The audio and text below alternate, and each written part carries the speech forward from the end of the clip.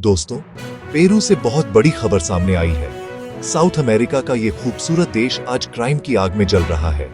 राजधानी लीमा में हालात इतने बिगड़ चुके हैं कि वहां सरकार को 30 दिनों के लिए इमरजेंसी यानी आपातकाल लगाना पड़ा है। जी हां, अब सड़कों पर पुलिस ही नहीं, सेना भी तैनात कर दी गई है। पेरू के नए राष्ट्रपति होसे जेरी ने लेट नाइट एड्रेस में ऐलान किया कि अब सरकार डिफेंसिव नहीं रहेगी, बल्कि क्रिमिनल्स के खिलाफ ऑफेंसिव मोड में जाएगी। यानी अब वक्त है एक्शन का, रिएक्शन का नहीं। तो बात शुरू होती है बढ़ते अपराधों से। पिछले कुछ महीनों से लीमा और आसपास के इलाकों में हत्याएं, एक्सटॉर्शन यानी जबरन वसूली और गैंग वायलेंस बहुत तेजी से बढ़ रही थी। आंकड़ों के मुताबिक जनवरी से सितंबर 2025 तक देश में 1690 मर्डर केसेस दर्ज हुए, यानी लगभग हर दिन 5 हत्याएं।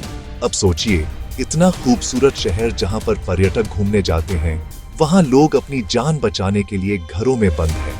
रात को सड़कों पर चप्पा चप्पा पुलिस और मिलिट्री के कब्जे में है। लेकिन कहानी यहीं खत्म नहीं होती। कुछ हफ्ते पहले ही देश की पूर्व राष्ट्रपति दीना बोलुआर्ते को पार्लियामेंट ने हटा दिया था, क्योंकि उन पर आरोप था कि वो क्राइम कंट्रोल में पूरी तरह फेल रहीं। दीना बोलुआर्ते ने भी मार्च में इमरजेंसी लगाई थी, लेकिन तब कोई खास फर्क नहीं पड़ा। अब नए राष्ट्रपति जोसे जेरी ने कहा है, war won't be through words but action, यानी अब सरकार फुल अटैक मोड में है। लेकिन लोगों को यह फैसला पसंद नहीं आया। इमरजेंसी के ऐलान के अगले ही दिन लीमा की सड़कों पर फिर हिंसा भड़क उठी। प्रोटेस्टर्स राष्ट्रपति जोसे जेरी के इस्तीफे की मांग कर रहे थे। प्रोटेस्ट इतना हिंसक हो गया कि एक व्यक्ति की मौत हो गई और 100 से ज्यादा लोग घायल हुए, जिनमें कई पुलिसकर्मी और पत्रकार भी शामिल हैं। देखा दोस्तों, एक तरफ सरकार क्राइम खत्म करना चाहती है, दूसरी तरफ जनता कह रही है कि ये उनके राइट्स छीनने जैसा है। इमरजेंसी के दौरान किसी को भी बिना कोर्ट ऑर्डर के अरेस्ट किया जा सकता है। सोशल गैदरिंग पर रोक लगाई गई है और पूरे शहर में मिलिट्री गश्त कर रही है। अब बात करते हैं, what exactly is this emergency. सरकार ने लीमा और कयाओ प्रांत में 30 दिनों की स्टेट ऑफ इमरजेंसी लगाई है। इस दौरान पुलिस और सेना मिलकर लॉ एंड ऑर्डर संभालेंगी। कर्फ्यू जैसी स्थिति बन सकती है, पब्लिक प्रोटेस्ट या रैली नहीं कर सकती, और अगर हालात नहीं सुधरे तो इसे आगे बढ़ाया भी जा सकता है।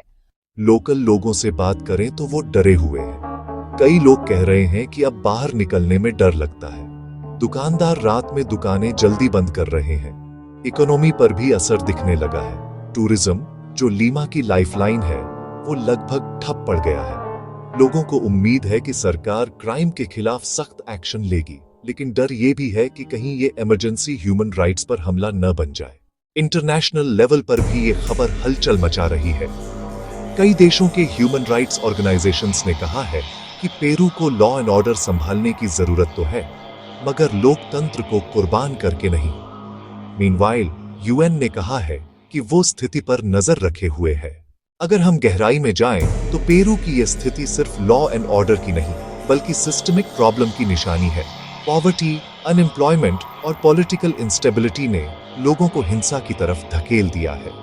पिछले 2 साल में 3 राष्ट्रपति बदल चुके हैं। अब ये इमरजेंसी शायद स्टेबिलिटी लाए या फिर एक और क्राइसिस, ये वक्त ही बताएगा। तो दोस्तों, पेरू की राजधानी लीमा इस वक्त पूरी तरह इमरजेंसी जोन बन चुकी है। कोई नहीं जानता अगले 30 दिन यहाँ क्या रंग दिखाने वाले हैं। सवाल ये है, क्या ये सख्ती अपराधियों को कंट्रोल करेगी या आम जनता को और परेशान करेगी? आपको क्या लगता है, मिलिट्री एक्शन सही कदम है या फिर ये लोकतंत्र पर हमला? कमेंट सेक्शन में बताइए अपनी राय। अगर आपको ये वीडियो जानकारी भरी लगी तो इसे लाइक करें, चैनल को सब्सक्राइब करें और बेल आइकॉन दबाना बिल्कुल मत भूलिए।